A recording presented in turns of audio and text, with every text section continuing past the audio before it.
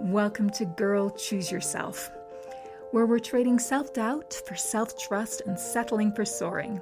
I'm Emer Zone, your host, and together we're building the confidence to create lives so deliciously bold that they scare us a little, but in the best possible way. Because life's too precious to stay cozy in our comfort zones. It's time to choose ourselves for lives that are fabulous and soulfully fulfilling. So let's go. So my guest this week is the lovely Charlotte Carter, who is the founder of I Dare to Leap, where she mentors high performers around the world and brings a multimodality approach to her work, including clinical hypnotherapy, NLP, energy healing, breath work, just to name a few of the modalities. She's also a best-selling author and a podcast host herself. And in this episode, we really look at how Charlotte chose alignment over validation and learned how to lead herself instead of blending in or seeking approval. A really great episode. I hope you enjoy it. Charlotte, thank you so much for being on the podcast. Welcome. Thank you so much for inviting me on. I'm excited to have this conversation with you. Yeah, I'm really excited for it too. I want to dive right in because I've introduced you to our listeners, and obviously best-selling author, multi-six-figure coach to women all around the world, high performers, high achievers. But it wasn't sort of always like that. You weren't always feeling fully sort of embodied and in alignment. Can you tell us a little bit about the background to, that moment when you found yourself, making the kind of money that other people would dream of, over £70,000 a month. Externally, it looked like wild success, and internally, things weren't quite right. Can you take us a little bit on that journey to the arrival at that point? Yeah, sure. What pre that point? So pre that point, I was about in my first couple of years with the business, and everything was moving very, very, very, very quickly. And I thought, you know what? I've actually made it. It was that particular month was January. It was January of 2022. And I had, for what some people would say, all of my ducks in a row in the business. That's like I've got my one-to-one sorted, my mastermind sorted, I've got some group programs, I've got everything lined up, I know where I'm going, I've got people that have bought it before Christmas. Everything was pretty much all good to go. And I had a huge realization that everything that I'd worked for didn't feel so good inside. It was somebody else's story, somebody else's strategy, somebody else's plans, somebody else's dream, for want of a better word. And that's what happened in that particular month. On the outside, I looked like I had it all, but in the inside, I felt pretty empty. And who was that person? When you think about this I wasn't quite living my life. Were you able to identify who that was? Whose dreams you'd been pursuing, or that you'd realized where it felt like that doesn't quite fit? Yeah, so I had gone through what I would call like the not good enough phase, the people pleaser phase, and the external validation phase. So I had earned money and invested in multiple mentors. So I'd had a sales mentor, a strategist, a marketing mentor, a mindset mentor. I had multiple mentors. And this version that landed on all this cash was a combination of all of the mentors' advice. None of them were truly mine. None of them were truly embodied. I'd kind of like taken pieces from everyone, and they'd not really landed in the way that I had liked them to. It almost feels like you're an imposter in your own life, or you're living somebody else's own life, but it looks very good on the outside. There's lots of validation and people going, oh, you've got everything that I've dreamed of. How did you then make a shift from there? Something that felt externally very, very validating, but an emptiness inside going, this isn't authentically me. there was so much like awakening in terms of energetics, and it's like, hang on, life is going to show you lots of different things to be able to reveal who you really are.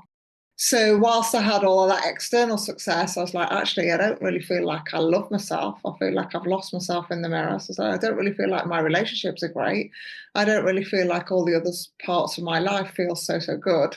So the journey was then about very much going within and understanding and unlocking my own energetic frequency potential in a way that I'd never looked at it before. So it was like doing all of the seeking within rather than seeking outside. And when you talk about that, when you look in the mirror and you kind of say, I don't really recognize this person, my relationships aren't where they want to be, this business is doing all the right things, but on all the other levels, there had been sort of deterioration. Had there been sort of red flags that you had sort of pushed past in pursuit of this externally validated vision of success when you reflect on it now after having done so much work?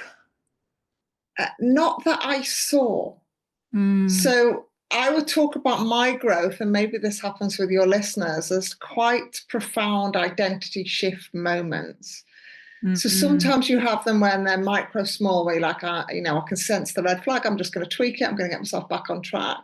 But I know for me, 2019, 2022, and then 2025, they've all been like massive identity shifts of full embodiment of who I am. So 2019, when I first set my business up, was like, oh, okay, I'm going to actually embody who I am and not do what I was doing.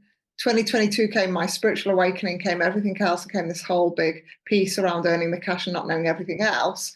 And then this year was like the final identity shift where I'm like, oh, actually, now I'm full on back in full circle of allowing myself to have it all.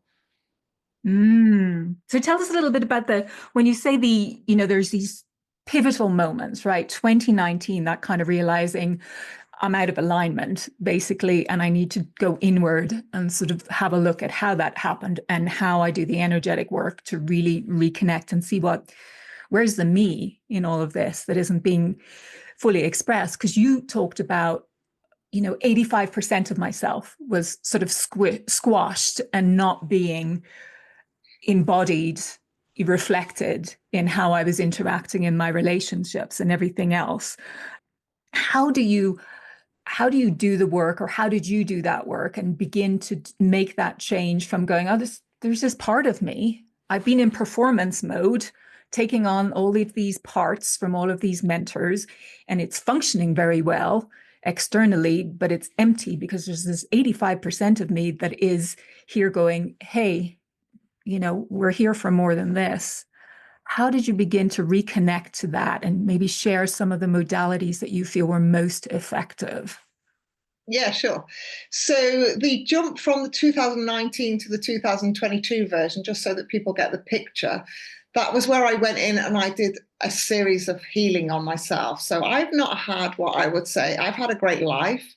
So I was quite surprised at all these pieces of me that required an element of healing or nurturing or allowing some space to release.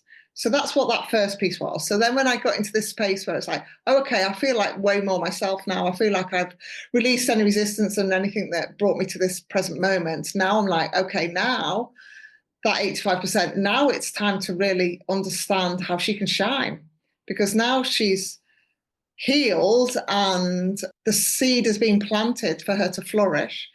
It was okay, how do I do that? So then it was when I really looked at all of the aspects of biohacking and being able to understand how my nervous system regulated, being able to tune into the mind body connection. And I went on my own energetic expansion. So it's all about filling my own cup up and understanding who I am and letting that energy be visible and letting the world see it. That's really powerful. And particularly also what you said at the very beginning there, Charlotte, was like, I had a happy background and upbringing. And because there are many people that will resonate. Like we think, I don't have any big trauma. I should just get on with it. And people will recognize your accent. You're British. Stiff Yeah. upper lip is very culturally embedded in the UK as well. So the idea of, oh, I need to go heal myself and go on this energetic, journey and think about my nervous system and how to regulate that and connect with these parts. There isn't an awful lot of external validation for that kind of work. Can you speak to that sort of culturally? Because there'll be people listening from the UK or for different cultures who, when we talk about these journeys inwards, some people can be, and maybe I was initially many years ago kind of like, oh, it's all very self-indulgent, isn't it? Just get on with it, hunker down, do the work. And as I'm speaking to you, maybe some people will see a snippet of a video of this episode. You have a whole selection of medals behind you from, physical challenge events. That is, often I do long distance running as well. There's a lot of self-discipline and just steel yourself and grit your teeth and go for it. Can you sort of speak a little bit to that societal context that many of us feel a little bit trapped in? Because when we're doing this work, it can feel a little bit like this is self-indulgent. This isn't productive. Yeah, sure. Great question. So I was very much in that mindset of if everyone else is okay, I'm okay. So that was the pattern, and it was very much don't ask me again because I might have to think a bit deeper about what my answer really is when people asked you if you were okay. It was all about looking after everybody else. So the piece that I knew as part of my own journey was around, I know that actually some of the things that I'm holding in my life, in my business, are pretty tough. They're pretty full on. I know that exercise is going to help me. So I went and did all my exercise. And that's where I thought I was like, hey, do you know what? I'm kind of still nailing it because I'm counteracting some of the inner work that feels a little bit, like you say, a little bit selfish, self-indulgent, not really productive. And I'm going to counteract it by doing this real physical stuff because I'm going to feel really good by that. And I'm going to feel alive and like I've counteracted some of the stuff that I'm working through.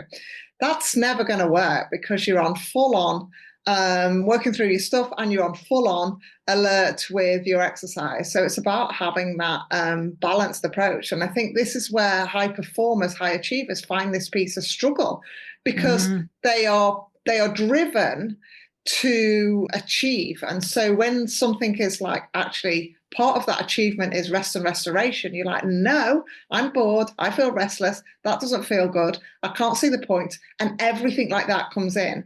And I had to learn that a lot. I had to learn to be very present.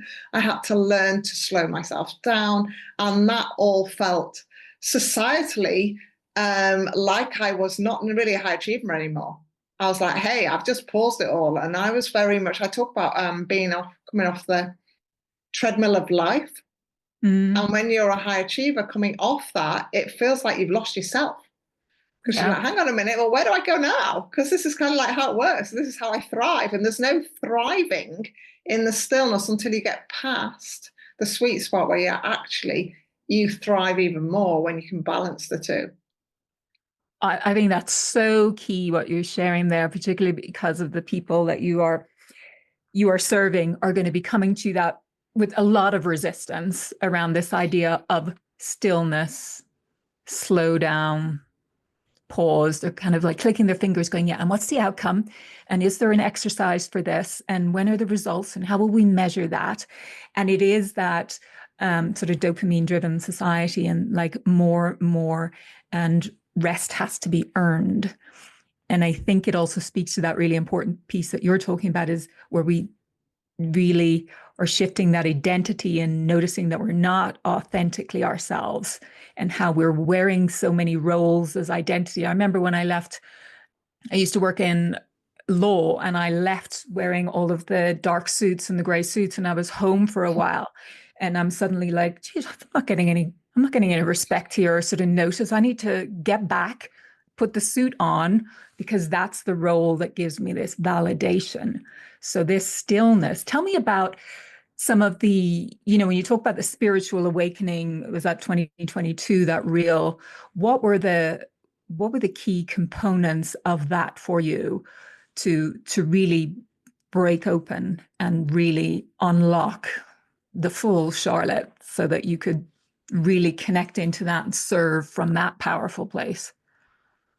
I think there's a real depth of awareness that comes through when people go through their own version of a spiritual awakening, and when things kind of fall away in your life. So friendships and relationships change, and they're not what you thought they were. And you start to question a lot of things and start to question yourself. And so what happened with me is like, okay, I am really key on the power of the mind and body. Nobody can take that away from me. I was born in it, it's mine, and it's mine alone. And for me, my high performance tools and habits and hacks allowed me to access this like ascension of consciousness where I tapped into my own energetics, being able to bring in my own spirit guides. And there was like, I wasn't so much alone. So everything had kind of crumbled in my 3D life, shall we say. And I was like, oh, okay, this is what it's all about. This is when I had that yearning for more. This is what it actually is.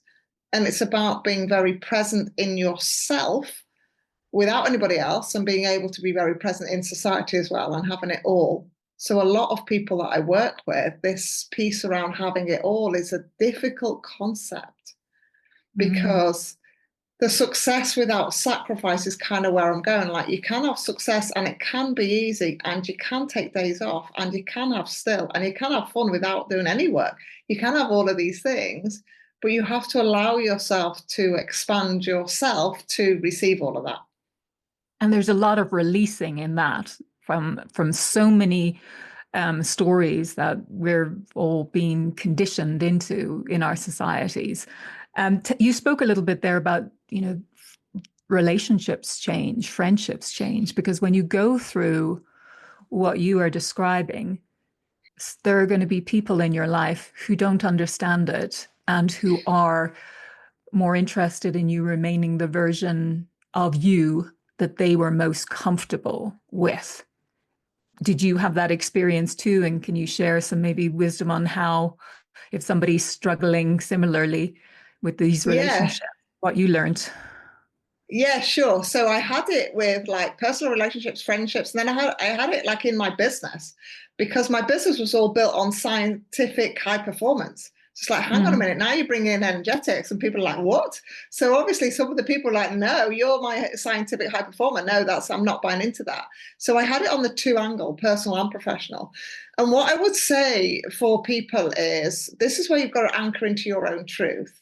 And I always caveat these in that all of the relationships are, nothing stays the same. So everything changes and grows. And every single person that you have that comes into your life will be there. I talk about season, reason, or a lifetime, that kind of phrase. And I allow people to make their own judgment because some people will come into your life. You may change, they may question you, but your friendship might just enrich from that space. And it might be that that friend is somebody that you do your obstacle course races with, for example, but they're never going to be the person that you really talk about spirituality with. They're just going to be a friend that fills that part of your life, and you can wholeheartedly own that. And I think for me, there's a real lesson around not every friend has to get all the parts of you. The true friends, your true crowd do, but not every friend does. And then it's about your discernment really as to who you allow into your energy and how it feels and what you both get, because life's all about co-creation, what you both get from it.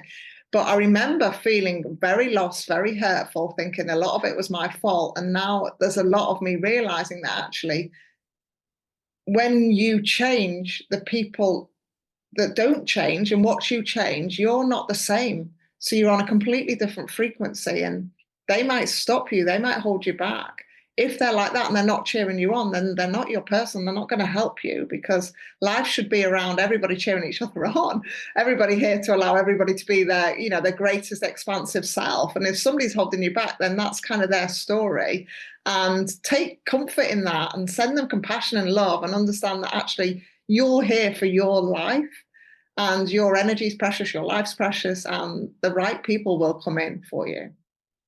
I'm just drinking all of that wisdom in, Charlotte, that you said, because it really is just as feels the heart to see it like that, because so many people struggle with that divine truth that everything is always in flux and in change and is impermanent.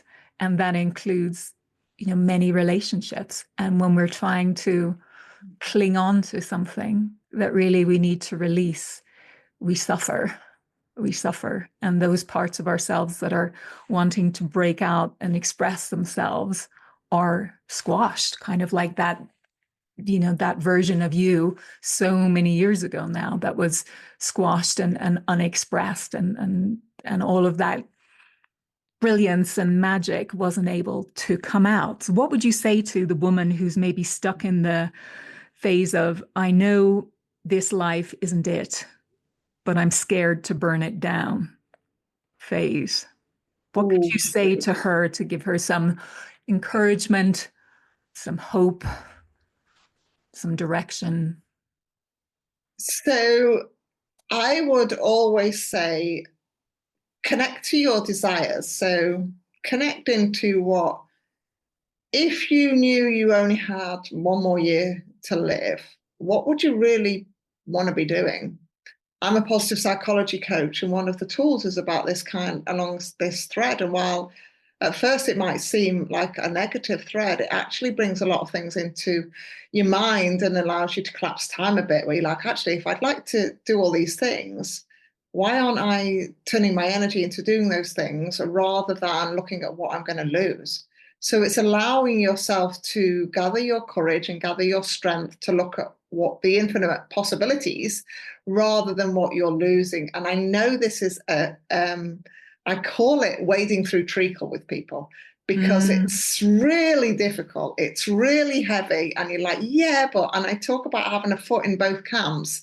And part of me is like, yeah, but this life is really comfortable and I get it. And I'm going to feel really hurt and lost. And then when you finally put both feet in the other camp, you're like, oh my goodness, I know I've transitioned into this different place that I'm really glad. And quite often people say, I wish I'd have done it sooner, that kind of space. So I always say, if you only had a finite time, where would you allow yourself to think?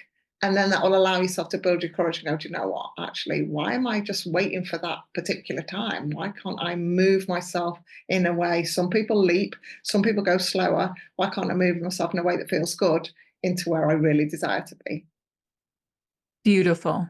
Beautiful. I'm sure that's going to be very helpful, and it really kind of resonates with your business name, Dare to Leap. And as you say, some people, they can't quite make the leap. And as long as you're stuck in that treacle phase, I love how you put it like that, because that really resonates about how it feels, because we really think we're losing something. It's kind of that loss aversion psychology of Yeah. like, and people going with the sunk cost fallacy. I'll just keep trying this old thing or working with this old relationship. Maybe it'll change. So slow to release and walk towards the opportunity that is probably there energetically going, looking at its watch, going, come on, you're actually not immortal. Can you please, shift a little? What was the last kind of thing that you felt that you personally were kind of clinging on to, that you felt most difficult to release, do you feel? So for me, one of the biggest pieces was around allowing myself to have it all, Mm. because my journey had been, okay, I've got, so pre setting up the business, I had, all of the love, connections, family, friendships, everything like that, but I wasn't truly fulfilled. So I didn't have the fulfillment bit and I didn't have any of the financial aspect. Then I had all the financial aspect, but I didn't have the other piece. So the aspect for me was around, actually, you can have self-love, you can have fulfillment, you can have success, you can have happiness, you can have your health, fitness, all of these things. You can actually have them all at the same time. You don't have to do one and then wait for the other. You are allowed to feel good. So that was the piece for me to not, I noticed this, and maybe your listeners will resonate with this. Once you start to do this kind of work, you start to notice, oh my goodness, this pattern that I'm doing in this one area, it actually flows into all the other areas. So when you start to see your growth and go, do you know what? I'm going to change this particular piece. Say it's on something like boundaries. I'm going to tighten up my boundaries in this area of my life. And you know what? It ripples into every other area. So actually now I feel like I'm pretty more energized because I've got myself a little bit more in the self-leadership place. And so when you do that with multiple aspects, you start to feel really alive. And I think that was the piece for me, the not sacrificing different pieces of my fulfillment journey, should we say, that was the last thread to go. That's really powerful because it kind of jumps up against this idea of, for women in particular, that we were sold this idea that we could have it all. And having it all that you're talking about, I think there's a distinction to make in the one that society says you can have it all.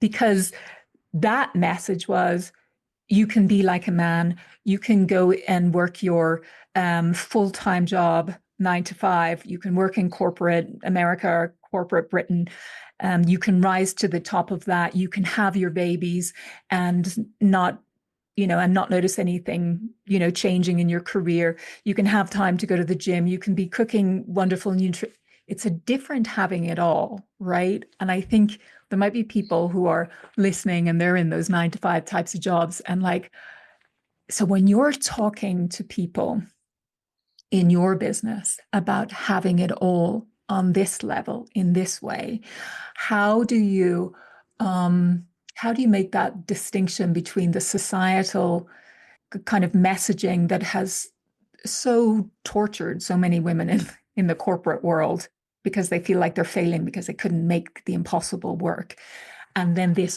other level of having it all in such a deep, energetic, sort of embodied way that you are describing? Could you just speak to that? Yeah, sure. So I always talk about three pillars with this. So the first pillar is well-being, Mm. which is allowing yourself to feel really good, whatever that looks like for you. And this is really interesting. So, like you've mentioned, I've got my medals. I love the old obstacle races. I feel really good doing that. Somebody else is like, whoa, no way. There's no way that allows me to feel good at all. I feel really good doing the ice bath. Other people are like, no, give me a sauna. So, whatever allows you to feel good, uniquely good for you, is all about the well-being pillar. And I always start with that. Tune into that, what it is, and have it unapologetic. If you love binging a series and it actually allows you to feel good and get lost and turn yourself off and tune into something, then do that. But just know that what it is that you are feeling with your mind and body, get yourself in a place where you're working through your energy, you're allowing it to move however that works for you. So owning that, owning all of your quirks and desires in that kind of space, in the well-being space. Then I talk with people about happiness and joy. So many Mm. people limit this. And again, as a positive psychology coach, I am, trained in the science of happiness and well-being. So happiness is key. We are actually allowed to feel happy, and happiness is a state. And one of the things that happens with people that I work with, and maybe happens with some of your listeners, is they've lost sight of what the happiness is, because happiness is like a thing that moves. So 5 years ago, what brought you happiness, it might not be the same thing now. So people are not necessarily as connected. So I connect people to their happiness, which for some people is very connected to their well-being. For some people, it's very distinct. For some people, it's like a hobby or a pastime or somewhere where they can really escape and understand that. And then the final one that I always say to people is energetic alignment.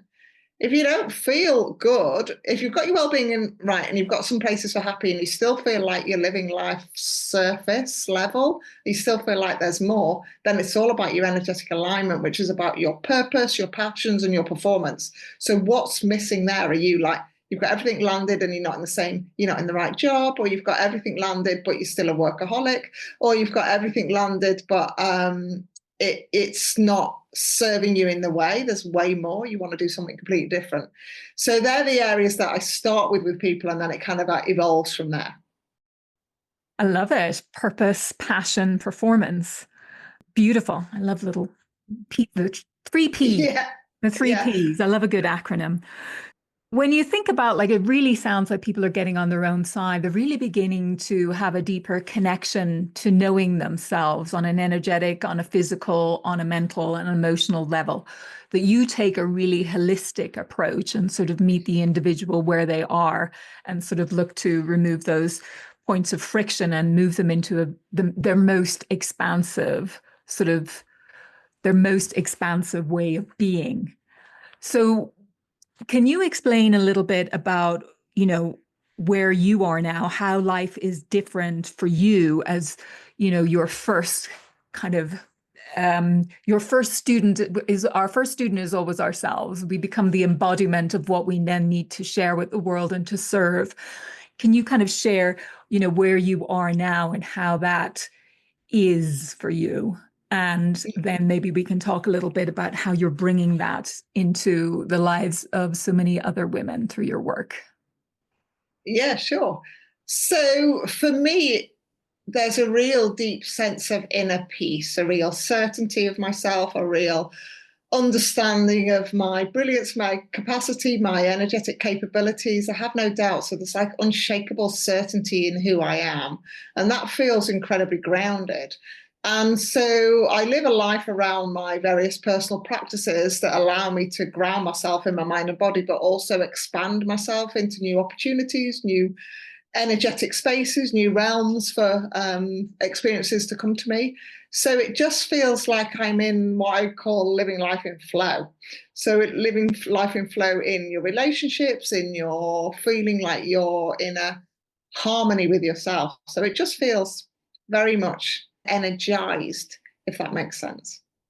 Yeah, and a beautiful word too, like living in harmony with yourself, because Yeah. often we're not. We're in resistance or we're grasping after something. You spoke Yeah. about, the importance of some of the rituals that you do to create and maintain that state. What's something small that you do regularly now that you might never have made time for before that really is a part of creating this sense of wholeness and energetic alignment and well-being? Probably the one that I do that's like the quickest is mind and heart coherence. Mm. So a practice that allows you to regulate your mind with your heart and allow you to be very, very present in yourself. And because your heart is so, so powerful, way more powerful than your thoughts, then when you practice that multiple times a day, then you get in this place of just like floating through life. So that's one that I would always like. I would never, ever, ever, the old me would never have allowed myself to even do something like that because A, it's very quick. So it's like, why does it even work? That would be what I would be asking myself. And how's it even going to work? Because I don't understand it. And all of that. That's the kind of place where it's the kind of thing that once you understand how it works and see the benefits of it, you then never don't do it. And how do you know that you're living in alignment now? What are the signs, like in your body or in your mind, that I am in alignment? I'm in alignment. Or perhaps it might be easier to say if you slip out sometimes, what's that first sort of signal that, oops, and to bring yourself back? Okay. I'll say both so that if people can then understand where they may be in life. So for me, when I slip out, it's when I go into overthinking. Mm. So I've gone back into my head, thinking my head's got the answers. So that's a typical one with, high achievers because they're used to searching for the answers in their head. And that would be, or like a bit of procrastination. So they are kind of like the typical ways that people would pop out of alignment. For me, when I am in alignment, it is when, for me, because my energy is very like full of zest and full of life and full of vigor and vitality, I just have that within myself, but it feels very grounded. Whereas pre all this work, it felt like I was running on adrenaline. Now I know that excitement and that internal state of, hey, do you know what? Let's serve. What a great life. That kind of energy. That's when I'm in true alignment. And you talked about being in flow, and we obviously our thematic thread is being in alignment. I'll be curious about what your morning, if you have a rigid morning ritual, what that might look like throughout the week. You spoke about, people need to, when they think about that first pillar of well-being, that they need to tune into what well-being means for them. So you mentioned the cold plunge. Can you share a little bit about that routine? Because setting yourself Yeah, up sure. for being in alignment, really. Yeah, sure. So the first thing that I will always start the day with is appreciation. It's the absolute vibration to receiving all of the good stuff. So I always start the day with appreciation. Now that's all like in my head, appreciating things. But when I first started this, it was around journaling on appreciation and gratitude and get myself into that space. Then it's around like some people may call it a meditative state, but a state of stillness, complete stillness, where now I allow my guides to basically set the intentions for the day, but pre that it was about around tuning into the stillness. Then it's around, okay, I've got myself still and I've got myself intentional, and I'm going to pick my 3 tasks for the day or 3 intentions for the day. Then it's about tuning the body. So I then move into what's the movement. So sometimes it's like a full, workout type thing. Sometimes it's a walk. Sometimes it's stretching. There's a piece around that. And then it's the nervous system stuff. So either breath work or the ice bath or something that's gonna I'm not so rigid as I used to be, because I love a bit of variety. So it's like one of those that will allow me to regulate myself, and then it's a full-on music. So then it's music, get yourself in the high vibe, and that's like, okay, I'm ready to start the day.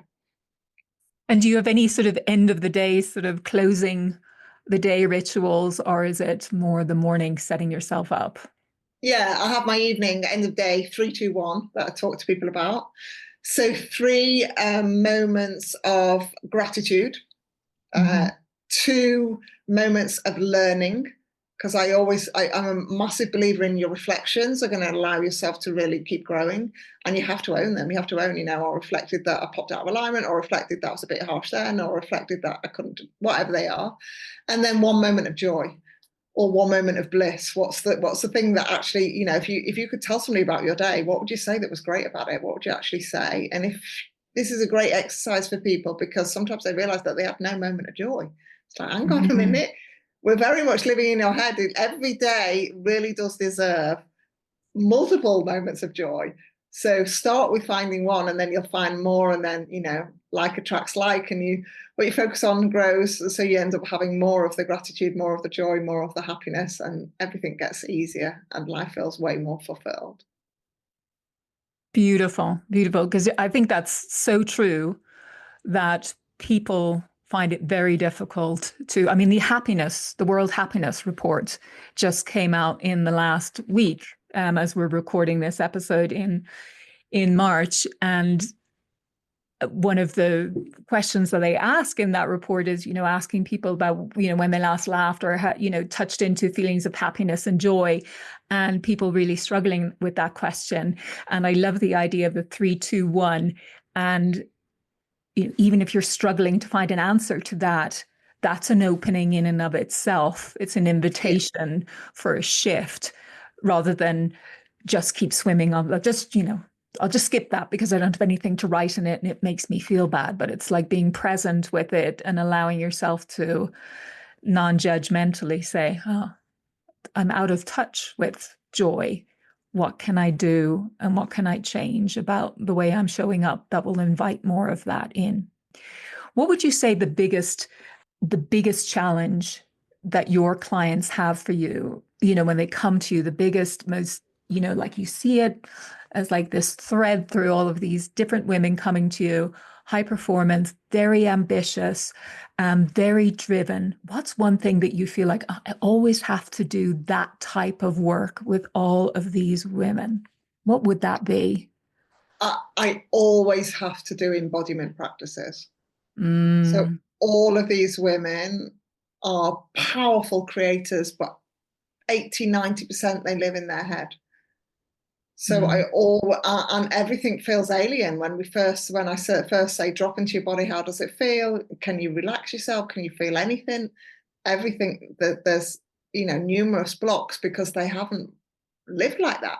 So that's always the continual theme, dropping into the body, and then also dropping into ease. How mm. can we pause life a minute? Can we just pause how fast you're speaking? Can we just pause everything that you're telling me just for a moment and tell me what it feels like? That's always where we start. Yeah. And that brings everything up for them. Yes. There's nothing like pausing and stillness for all those things that people have been pushing down and ignoring to come bubbling up and saying, hey, maybe I could have some attention now. I think this is where we need to focus. So I'd like to ask this question as we come towards the end of an episode to guests. So I wonder if we could get some of your fabulous wisdom on this. What does choosing yourself look like for you right now, Charlotte? So for me personally, it's very much around unconditional love for myself. So being in a place where I practice self-compassion, I practice unconditional love, I practice sharing my gifts and being bold in them, allowing myself to stand strong in what I believe in, is a real piece of that for me. But ultimately, it's around serving myself first to be able to create a bigger impact in the world. Beautiful. And speaking of that bigger impact in the world, Charlotte, I know people are listening to this episode and will be very eager to get in contact with you to learn more about how you serve and what you offer. So can you share where the best place is for people to connect with you and to learn more about your mentoring, your programs, and all of the goodness that you bring into the world? Yeah, sure. So I'm more often on Instagram, which is I am Charlotte Carter. On there, I'm also on LinkedIn, which is the same. I am Charlotte Carter. And my website, where I have my Align program, my one-to-ones, and my activator program, things where people can get in a touch and tune into wherever they are on their journey, is on my website, which is www.idaretoleap.com. Perfect. Thanks so much, Charlotte. And we'll share all of those links in the show notes. Thank you for a wonderful conversation today. Thank you so much. I have really, really loved it. It's definitely activated my soul. So I've really enjoyed it. Thank you so much for the opportunity. Oh, thank you. Thank you so much for choosing to spend this time with me today. If you enjoy the episode and it resonated with you, please consider subscribing and share this podcast with someone you know who would benefit from the message. If you'd like to take things a step further, you'll find some free and paid resources in the show notes. And until next time, in the unlikely event that no one has told you this yet today, let me have the profound honor of reminding you that you are truly magnificent and the world is a far better and brighter place because you are here with us all. See you next time.